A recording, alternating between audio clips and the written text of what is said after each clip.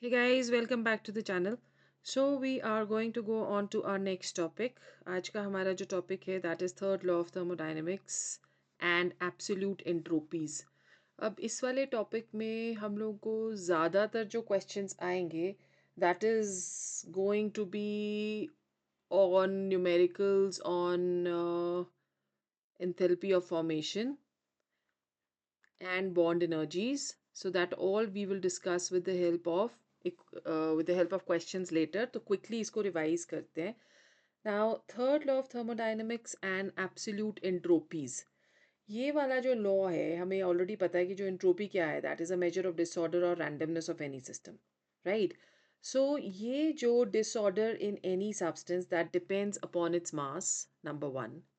Then it depends upon its molecular structure. So it is depending upon its mass, it's depending upon the molecular structure, and it is also depending upon the conditions of temperature and pressure. जो increase होता है temperature में of the substance at constant pressure, वो disorder को increase करता है. तो अगर temperature of the substance decrease करेगा तो उसका disorder भी decrease करेगा.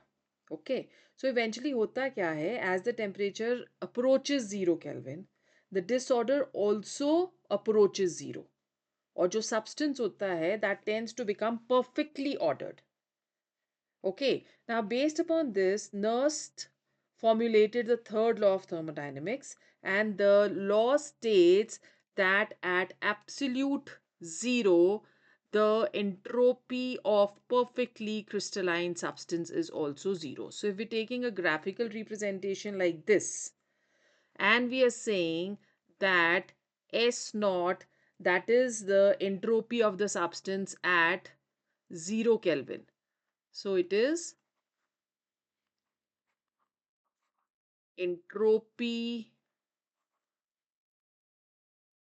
of the substance at 0 Kelvin. Okay, and St is the entropy of the system at temperature T.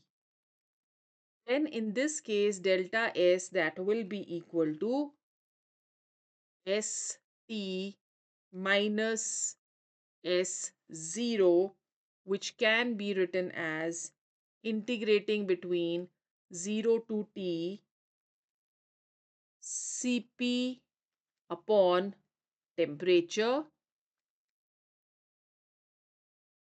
dt.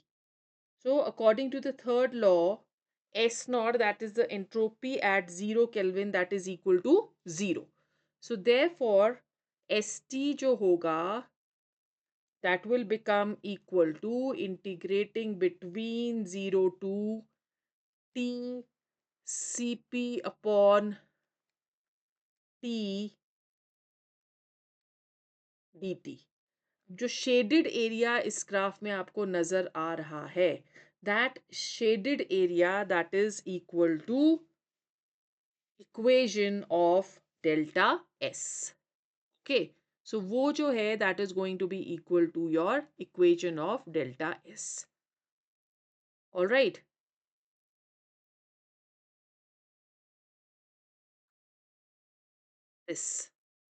this equation is going to give you the shaded area. Okay, so this is when we're talking of the utility of the third law.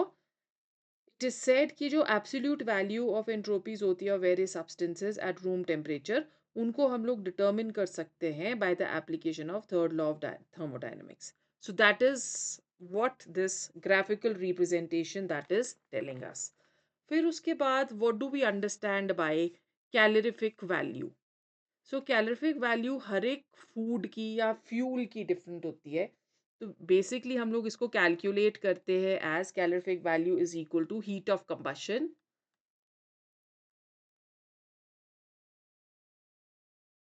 Heat of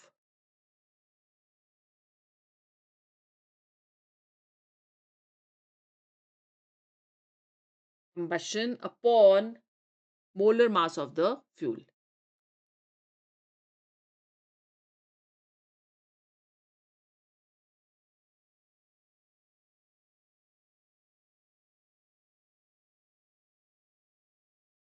ठीक है, जितनी ज़्यादा calorific value होती है, more is the efficiency of the fuel.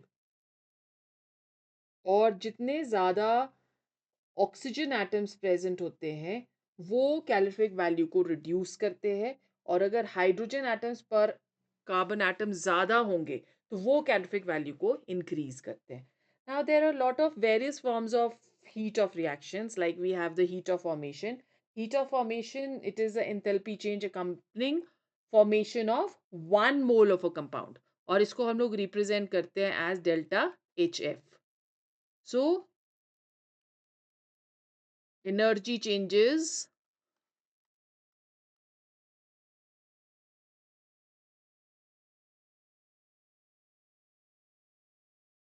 accompanying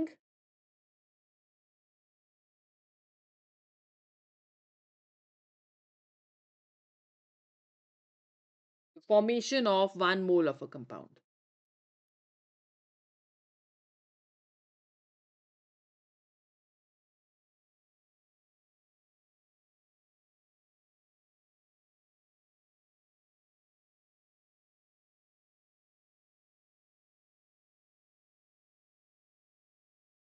So that is heat of formation. ठीक है, फिर उसके बाद आपके पास आ जाती है heat of combustion.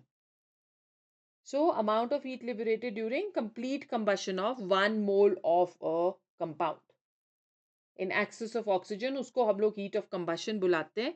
उसको हम represent करते हैं as delta H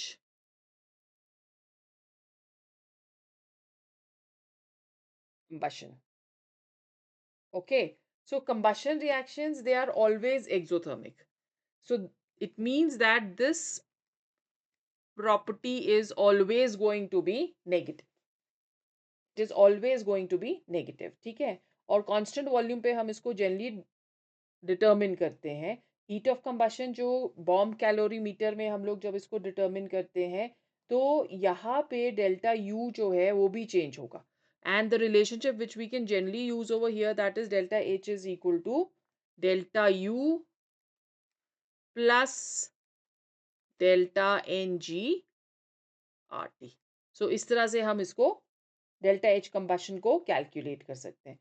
जो number of moles of solid and liquid reactants and products होते हैं उनको हम लोग नहीं कंसिडर करते while we are calculating or we are taking the value of delta Ng. We are only going to take over here the change in gaseous moles. Then what is heat of dissolution? It is the heat change taking place when one mole of a substance is dissolved in large excess. जैसे for example, अगर हम लोग MgSO4 ले रहे हैं, right, in the solid form, plus we are taking over here water in the liquid form, तो जितनी heat जो है heat change इस reaction में होगी to form MgSO4 aqueous,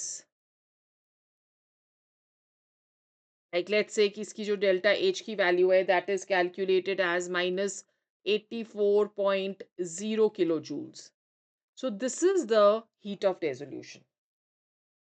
Okay, so there's not going to be a very large change in heat, but जितनी भी heat change होती है during this process उसको हम लोग बुलाते हैं heat of dissolution. Then we come to heat of hydration. So heat of hydration जो है that is the heat change occurring when one mole of anhydrous substance undergoes hydration. जैसे for example, if we are taking over here copper sulfate in the solid state और हम इसको water के अंदर dissolve कर रहे हैं. Now these water molecules, they are going to be associated with copper sulfate to form crystals, and they will associate in the form of water of crystallization. So delta H जो यहाँ पे है that is minus 78.2 kilojoules. तो ये क्या है? This is going to be the enthalpy of hydration or heat of hydration. Okay, so hydration भी exothermic process है क्योंकि इसमें bonding between the water molecules and central metal atom होती है, इसकी जो वैल्यू उसको हम फाइंड आउट कर सकते हैं from enthalpies of solution. So generally जो heat of solution of anhydrous salt होता है, delta H solution, that is given as heat of hydration of anhydrous salt, which means delta H hydration plus heat of solution of hydrated salt.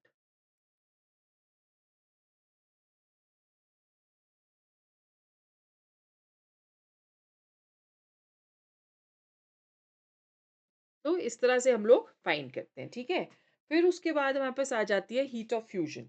अब heat of fusion जो है, that is the heat required to change 1 mole of solid substance completely into liquid at the melting point. So we're taking over here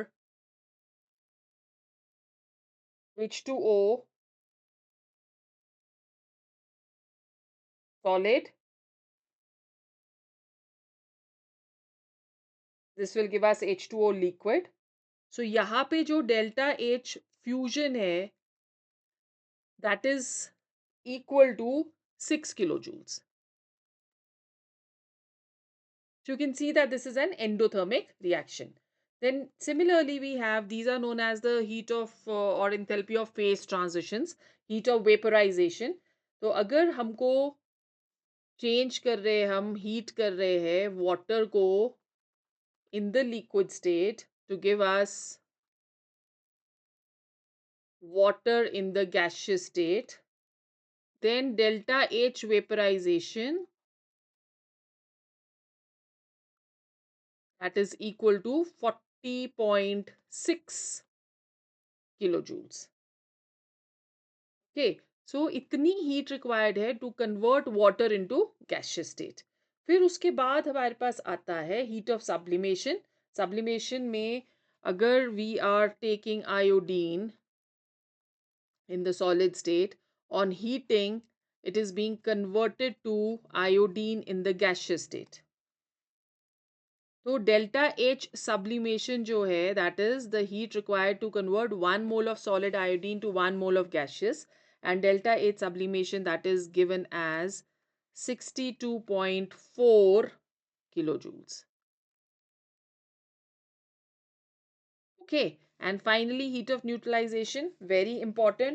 अब heat of neutralization जो है, that is the heat change occurring जब हम लोग 1 gram equivalent of an acid को neutralize करते हैं with 1 gram equivalent of a base.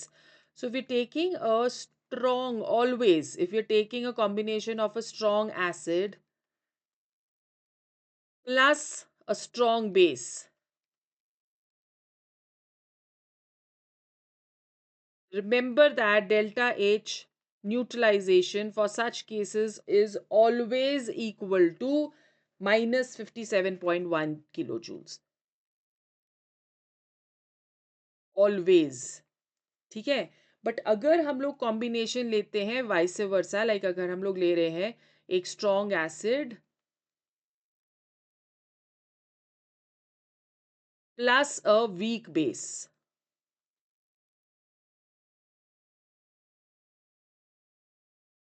in that case the value of delta H, that is always going to be less than minus 57.1 kilojoules. For strong acid and strong base it is always equal to 57.1, but अगर strong acid और weak base होगा तो delta H की value less होगी. Okay, it will be less than 57.1. This is because कि कुछ heat जो है that is required to dissociate the weak electrolyte. तो अगर इसमें exertion reason वाला question आ जाएगा तो reason इसमें ये रहेगा कि जो कुछ heat required होती है to dissociate the weak electrolyte completely into its ions. Okay, so अगर आप ले रहे हो कोई भी strong acid, जैसे for example आपने ले लिया HCl plus NOH, your neutralization reaction is going to result in formation of NaCl plus water. Strong acid plus strong base का combination है, तो delta H की value जो होगी that will be always minus 57.1 kilojoules. Okay, but if on the other hand अगर हम ले रहे हैं एक CH3COOH plus NOH, so we're taking a combination of a weak acid and a strong base. तो यहाँ पे हमारे को मिल रहा है CH3COONA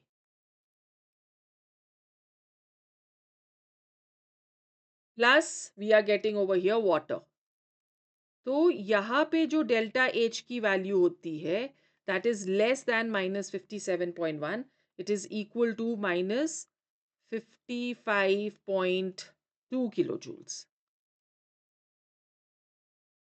All right, so this is all about this chapter, guys. We are going to come up with some previous year questions in our next class. So, till that time, just stay tuned.